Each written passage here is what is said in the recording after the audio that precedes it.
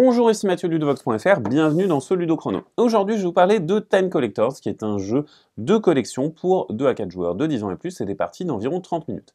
Dans ce jeu, vous jouez des archéologues du futur qui vont visiter le passé pour récupérer ses richesses. Vous allez faire ceci grâce à des dés à 10 faces qui vont vous permettre de constituer des dates, qui vont vous permettre de vous placer sur cette frise temporelle, sachant que lorsque vous vous placez devant une carte, donc dans un intervalle de date, vous aurez une carte, mais si vous placez sur une date charnière, eh bien vous aurez le droit à 2 cartes d'un coup. On va faire ça pour gagner des points de victoire, les cartes donnant des points de victoire de différentes façons, et vous avez également des objectifs à remplir pour des points de victoire supplémentaires. Voilà pour le principe du jeu. Maintenant, comment est-ce qu'on va jouer? Eh bien, on va jouer en manche, et chaque manche va avoir un certain nombre de phases. Tout d'abord, la première chose qu'on va faire dans une manche, c'est de jeter ses dés à 10 faces derrière son paravent. Ici, je vais vous montrer ce qu'il y a pour les besoins de la vidéo, mais bien entendu, vous gardez votre paravent caché. Et ensuite, une fois que vous avez vos valeurs, vous allez pouvoir les arranger de la manière dont vous le souhaitez.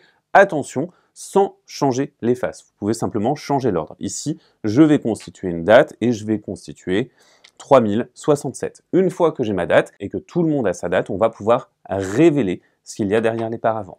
Et on va attribuer les cartes ordre de tour de façon décroissante. Donc on va commencer par les dates les plus hautes. Ici c'est moi avec 3067, on a 2023 et 53. Donc je serai le premier à jouer, ensuite on a ce joueur-là et enfin ce joueur-là.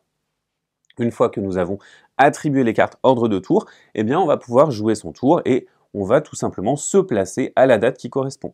Ici, 3067 va me permettre de me placer à cet endroit-là, puisque c'est dans l'intervalle entre 1984 et 3961.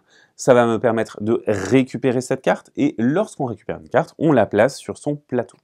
Vous voyez que sur notre plateau, nous avons des emplacements normaux, des emplacements qui ne peuvent être occupés que par un certain type de carte, et des emplacements qui, lorsqu'on les occupe, nous donnent un cristal. Une fois qu'on a terminé, eh bien, on va remplacer par une nouvelle carte et on va passer au joueur suivant. Le joueur suivant ici, il est dans le même intervalle que moi. Comme il est dans le même intervalle, eh bien, il va me donner un cristal par politesse et il va pouvoir récupérer une carte à son tour.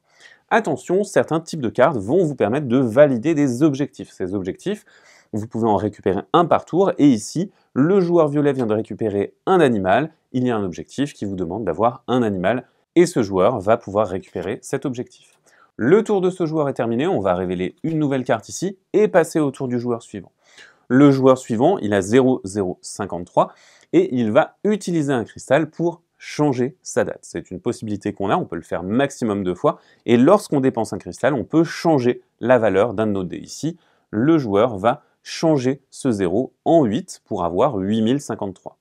Lorsqu'on se déplace, eh bien, on va pouvoir atteindre une date exacte. Et lorsqu'on atteint une date exacte, on va bénéficier des 2 effets, c'est-à-dire récupérer notamment, eh bien, 2 trésors du passé, ou lorsqu'on va dans le futur, eh bien, on va pouvoir récupérer 2 cristaux et retirer une carte pour en placer une nouvelle.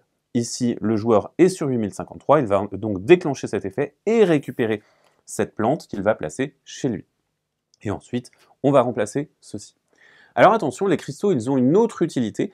On va pouvoir, lorsqu'on n'est pas sur une date exacte, une date clé exacte, on va pouvoir payer un cristal pour retirer la carte qu'on doit prendre et en récupérer une nouvelle de la pioche. Et donc on va pouvoir faire ça autant qu'on veut et ça va nous permettre de sélectionner un petit peu plus la carte qu'on va recevoir.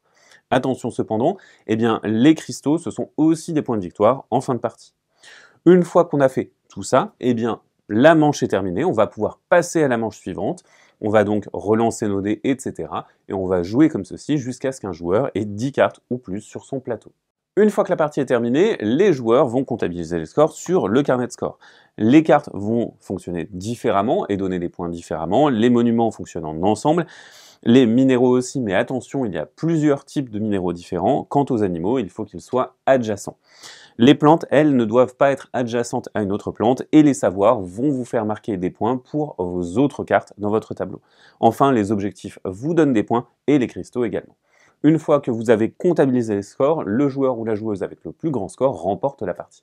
Voilà pour Time Collectors, c'est donc un jeu dans lequel vous allez manipuler des dés pour obtenir des dates et ainsi pouvoir collecter les plus belles richesses du passé. Maintenant, à vous de jouer, bon voyage temporel et à bientôt sur Ludovox.fr.